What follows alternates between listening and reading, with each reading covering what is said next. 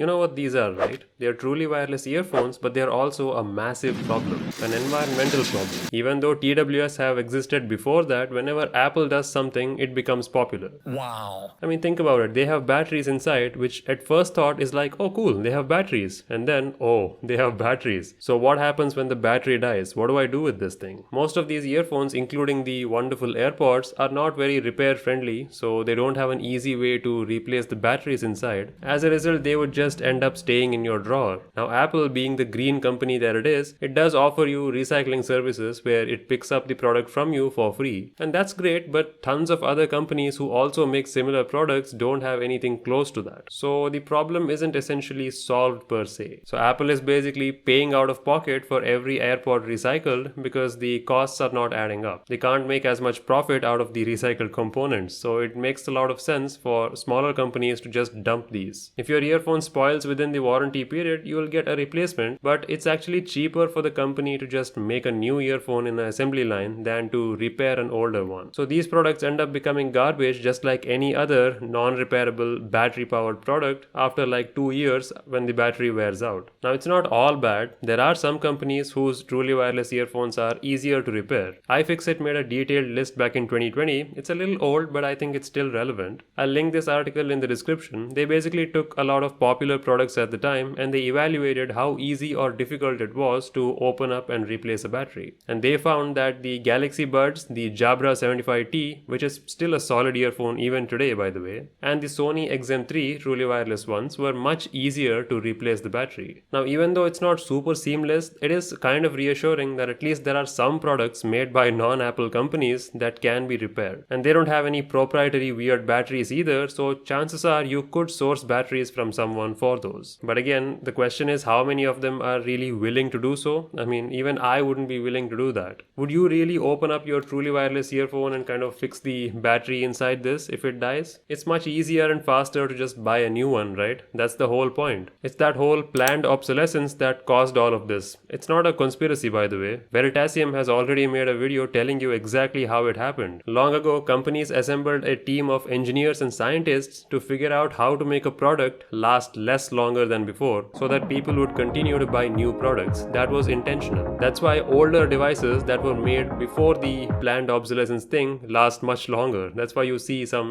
typewriters or whatever made in the early 60s still working today. Or even old light bulbs or any other appliances made in the 50s and 60s are still operational because they were literally built to last and were not made to be easily discarded like these. Well, that's the world we live in, but I'm just thinking, what can we do about this? The only rule that seems to make sense is the same old one, buy better, use longer, meaning that buy better quality products and use them longer instead of constantly buying cheap products. Of course, it's easier to say for people with budget, for those who don't have budget, I understand, but I would encourage you to try and fix your products if something's wrong instead of buying a new one. At least try once. Until we get some kind of a better mandate from the European Union for these, we'll have to adjust. In the meantime, let me know what you think. Do you own a truly wireless earphone? I'm sure you do. A lot of people have these. What is your tendency? Like, how often do you buy new products like these? I would love to know your suggestions in the comments. Let's try to discuss how we can make our products last longer.